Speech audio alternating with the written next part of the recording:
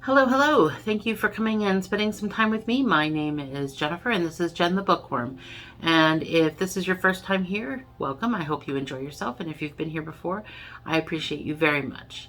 So today I'm bringing a tag, and I haven't done a tag in a little while. I enjoy the tags, and so I know some people don't like them or they feel like they're filler, and I guess they are filler, but I really enjoy them.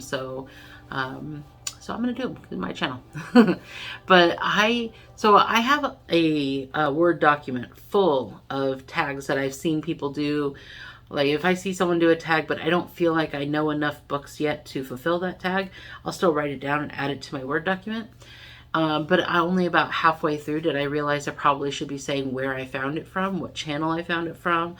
That way I don't tag people who have already done it, and I can give some credit, or the original person if I can find that person.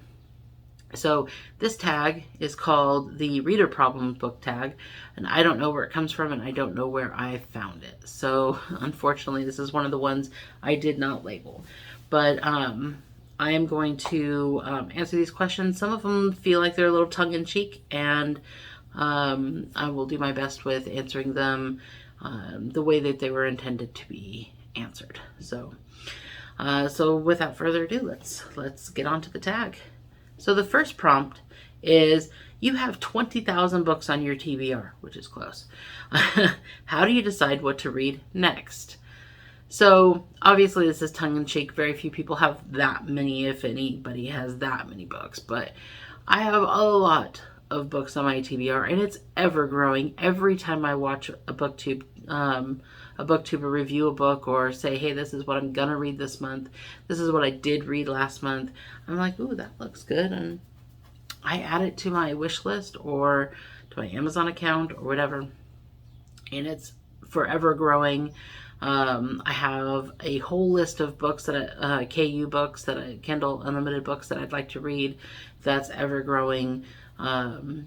There are some indie published books and stuff that are coming out or have come out that everyone is gaga over right now. That's ever growing. So, I mean, it's just, there's a lot of books. So, there's a certain amount of FOMO that takes place. And I know that's, sometimes people act like FOMO is a bad word. And if you experience it, then you're falling into some pitfall or something. It's whatever. I am not ashamed to admit that there are some times when I don't want to be left out of what's going on currently. But there's a certain amount of not wanting to get left behind when new stuff comes out. And so that is one way in which I will choose for my TBR, is what is popular right now and what is being talked about right now. What do I not want to be left out of? Also, I choose books that I would simply want to read, things that I simply think are going to be my cup of tea. Sometimes I pick a book because I've started that series already, and I don't want to let too much time lapse between the books in the series. So that contributes to how I choose my TBR.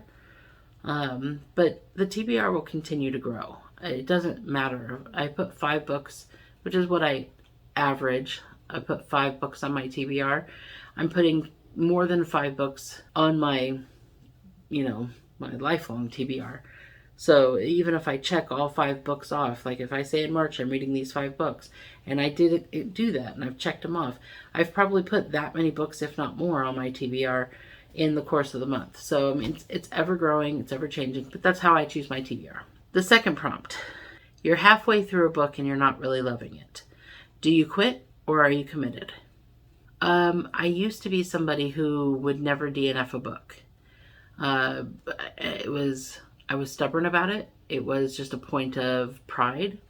And then I got to the point where I thought, what does it say about me? What great, honorable, prideful, fantastic, morally sound thing is it saying about me that I finish a book that I'm not enjoying? It doesn't actually say anything about me. It says I'm not a quitter, but I'm not enjoying myself. I'm wasting my time. 20,000 books on my TBR apparently. I need time to get to all of them, and why waste my time reading a book that I am not enjoying? I will give a book a fair shot. Usually I feel like I give them a fair shot. If I'm not enjoying it, it's time to put it away. So yes, I definitely will quit unless there's some value to me finishing it, such as the reason I'm reading it isn't just purely for my own pleasure, but maybe I'm reading something to make a point. This is how I got into reading 50 Shades of Grey. I wanted to make a point or to see, because I'm not going to get into the whole controversy. You know it. There was a whole, is it sexual assault or not, and stuff, and I wanted to find out for myself, and the best way you can do that is not by seeing what everyone else is saying and just taking their word for it, because not everyone was being truthful, or not everyone knew what they were talking about because they were taking other people's word for it. So you're getting it like third hand. I read it. I figured it out myself. Or if there's a super phenomenon and I just want to see what the big deal is, I'll read it.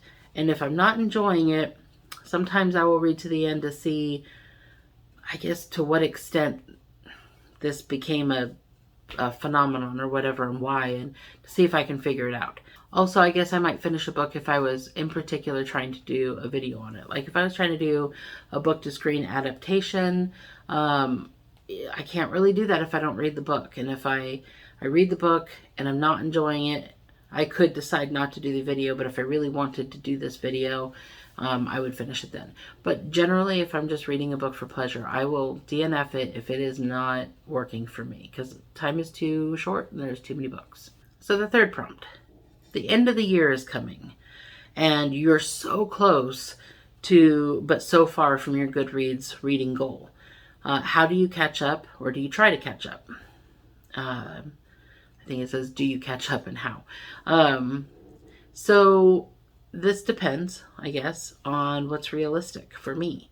I have it's not on Goodreads because I don't do Goodreads all that often or that consistently, but I do have a goal to read 100 books this year. Now, I was doing the math in the shower a couple weeks ago, because that's what I have time to do in the shower. And it'll be very difficult for me to reach 100 books. I thought maybe it wouldn't, because in half the year, last year, I got through 52. But still, 100 books in a year is a lot of books. And I have, other responsibilities besides reading. We're going to start homeschooling later this year. I may not get to them all. But if I'm almost there, maybe I would try.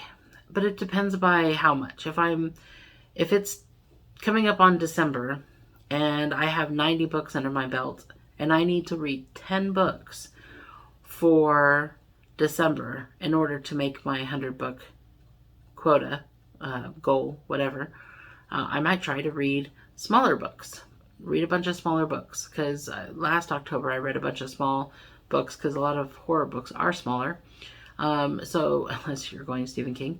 So I read a bunch of books because I read smaller books. And so maybe I would try that. There are some holiday Christmassy books I could read that are smaller, romance books that are quicker, things like that. Or I might reread, and maybe I'll count my rereads.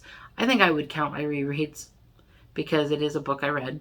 But a reread I could read faster than a book I'm reading for the first time. So maybe if I had 10 books to achieve it, I would try.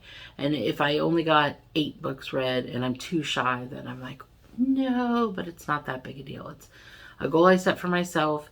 It's not like someone's going to come and drag me away to the reading jail if I didn't get it. So, but if I come on December and I have like 20 books to go, there's just no point in making December a marathon unless I enjoy running the marathon.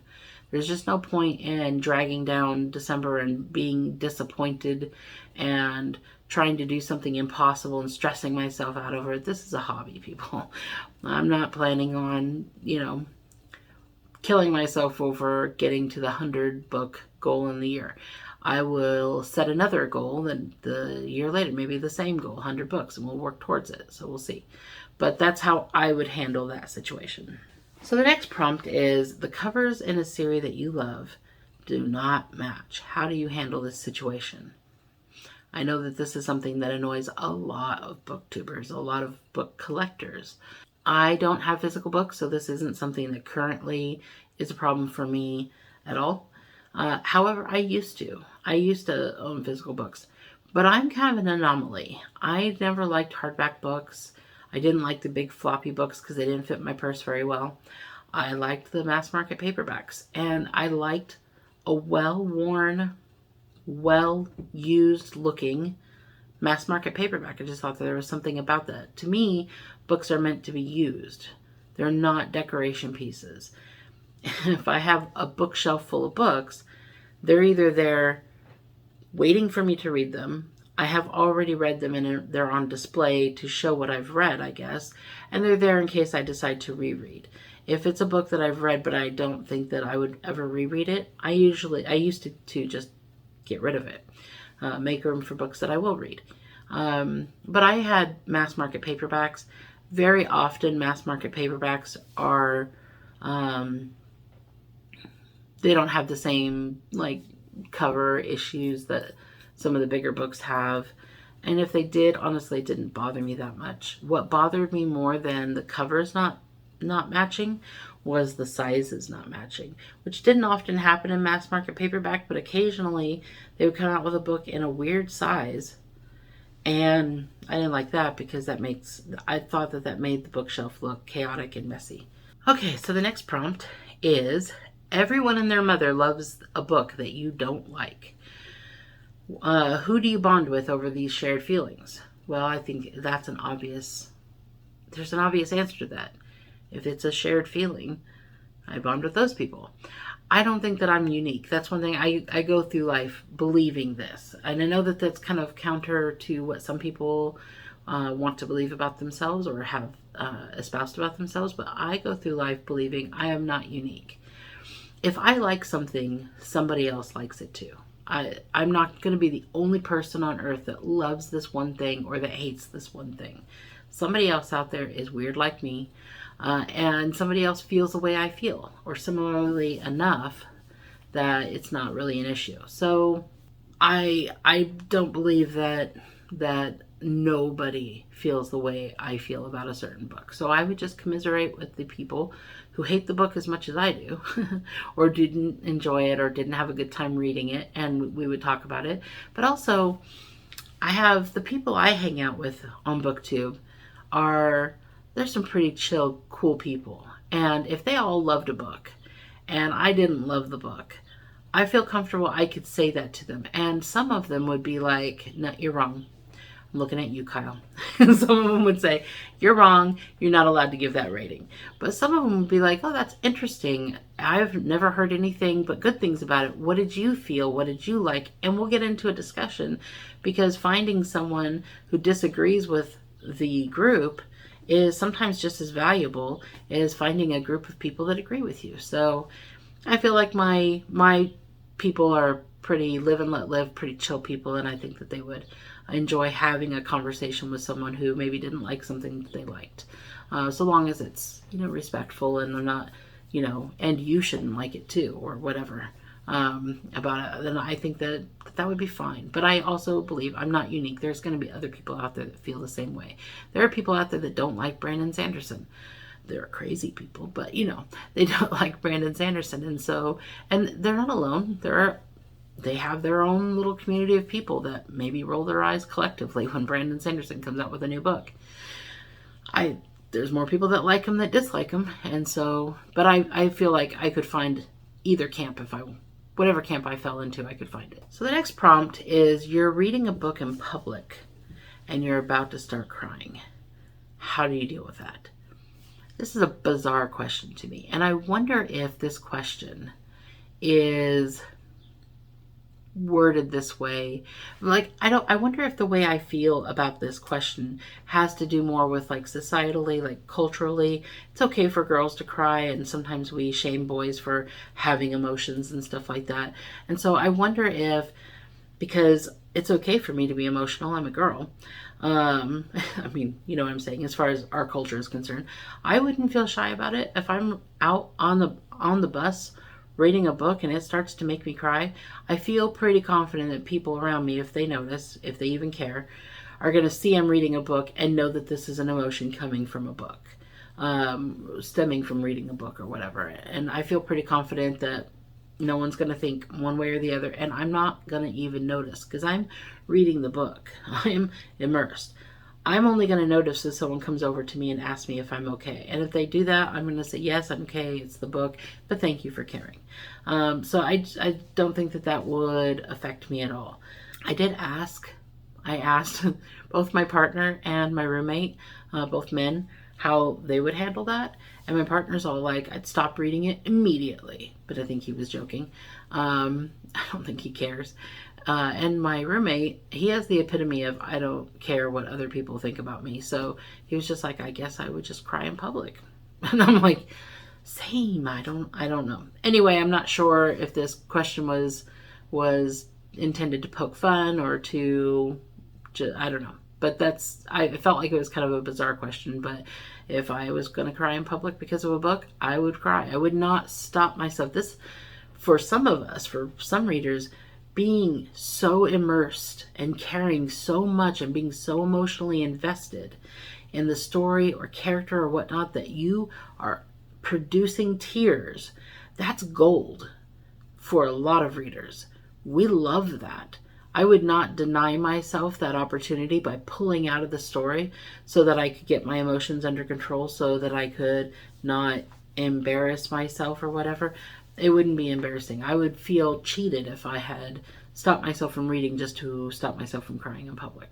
Okay, the next prompt is a sequel to a book that you love just came out, but you cannot remember what happened in the first book. What do you do?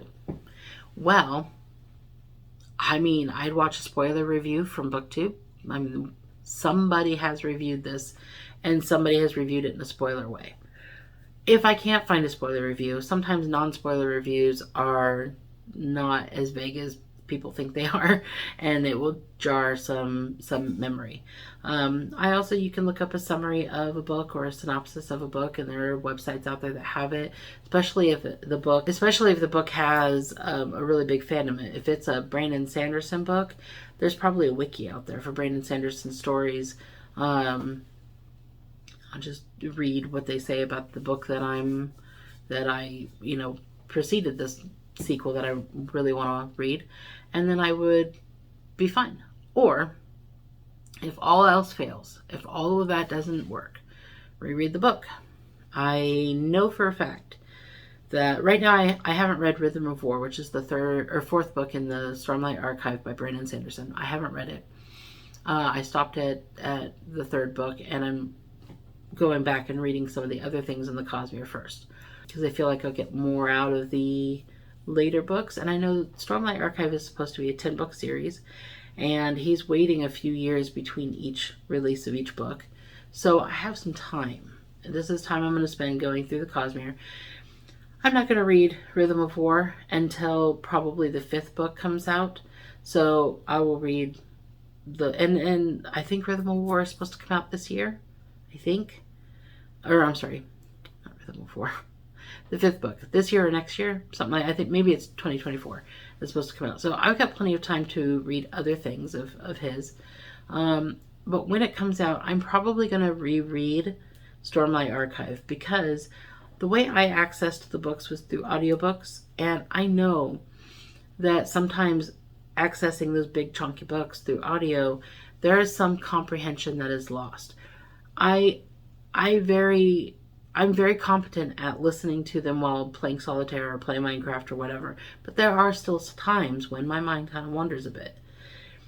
There are things that I miss. So a reread would be appropriate for something like that. But if it's not a big, huge, epic story, if it's like the I don't know. I would just reread the book if I could. If I couldn't come up with a synopsis or something, but usually I would just try to find somebody's review on it. This next one is kind of my biggest bookish pet peeve. So the prompt is, you do not want anyone borrowing your books. How do you tell people when you are asked?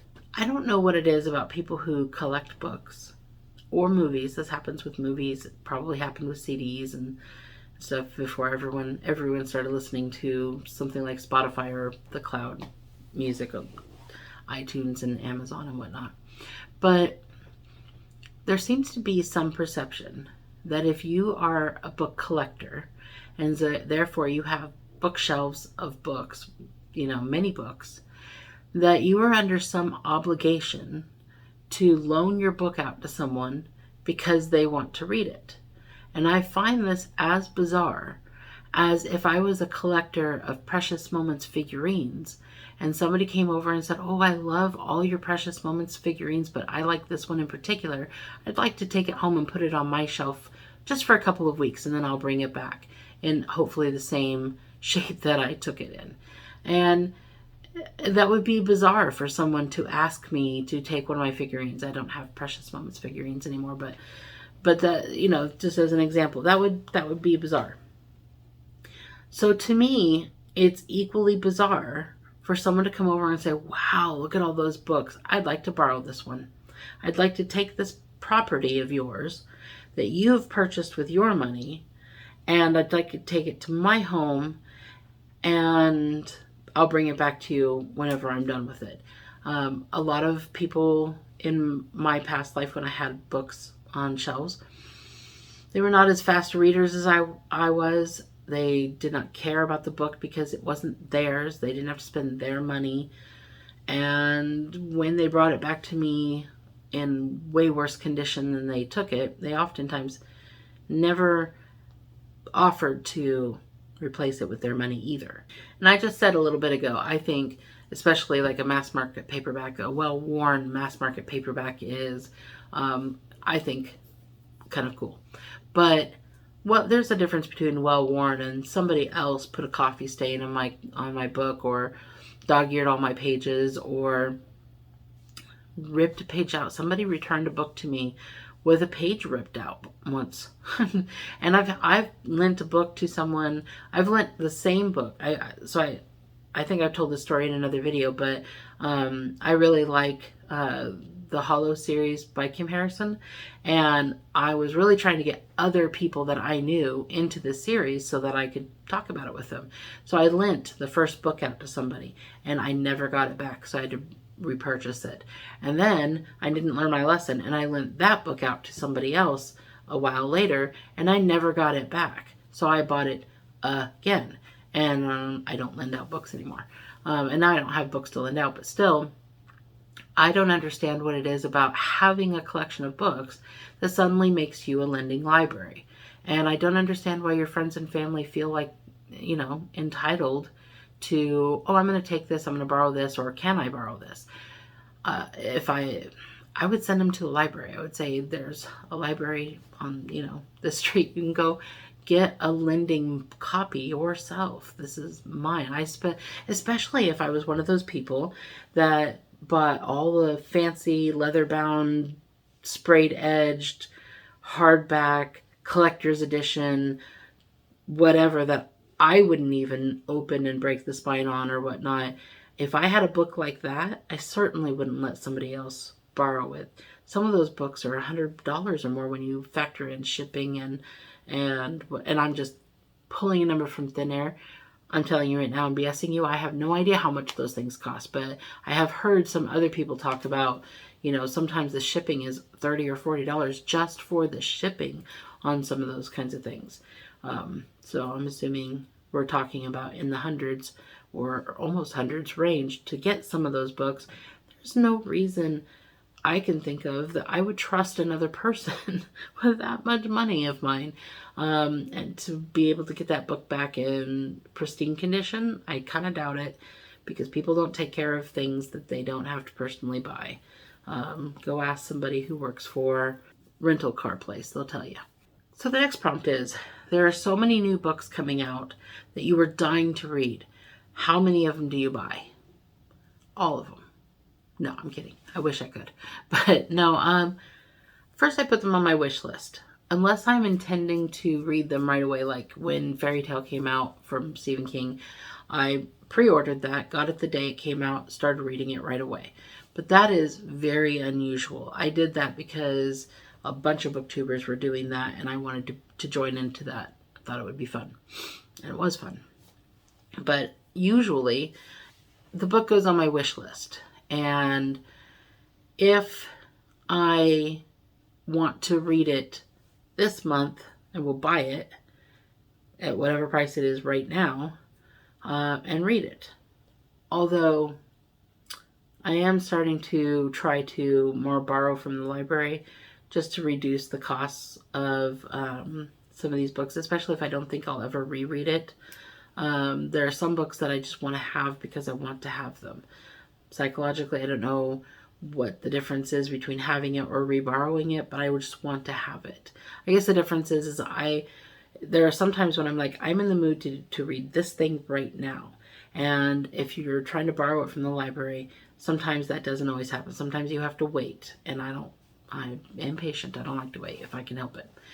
But what I most likely do, what I usually end up doing, is I put it all on my wish list, and then Audible or Amazon BookBub, any of the or other booktubers who are posting deals that they find will say, we're having a sale. Here's the sale. And if I know it's a book I'm gonna read, like right now I'm kind of collecting all the Joe Abercrombie First Law books. I haven't read them, but I'm collecting them as they go on sale because I know I'm going to read them.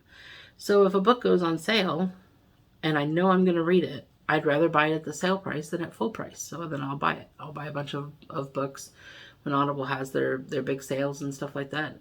And that's how I end up with huge digital book hauls and stuff like that. But if it's not on sale and I'm not reading it right now, it doesn't hurt me to have it on my wish list and to leave it there. So I buy the book right now if it's on sale or if it's something I'm reading right now. The last question they have here is, after you've bought the books that you are dying to read, how long do they sit on the shelf before you actually read them? And like I said, it depends on, if I'm buying it right now because I'm reading it right now, then I read it right away. But that doesn't happen very often. Usually I buy a book because I know I'm gonna read it and it's on sale, and so it will stay on my virtual bookshelf for a long time. I have books on my virtual bookshelf that I've had on there for years, which is why I have that read it or delete it challenge to try to get through some of the books that are on my ebook. So I guess my answer is it depends. Am I in the middle of reading it now? Am I putting it on my TBR now and I'm buying it now because there wasn't a sale before? Or did I buy it on sale knowing that eventually it was going to be put on my TBR? So that's it. That's the tag. This is the reader's problems that readers may often have. As far as who to tag on this, if you want to answer any of these questions, tag your it. If you want to answer all of these questions, tag your it. If you want to make a video on it, tag your it. If you don't want to make a video, feel free to answer the questions in the comment section. I'd love to hear your answers and how you feel about it. I'm not going to tag anyone specific because, like I said, I didn't write down where I got this from. So I don't want to tag somebody and then have it be that's the person who did this video and where I got it from. So, but tag your it if you want to be it. So I hope you enjoyed this. It was a fun little thing for me, and I hope it was fun for you. And thank you for spending this time with me. If you liked this video, I urge you to like and subscribe. It helps out my channel quite a lot, and I appreciate it very much. And I hope you have a great rest of your day.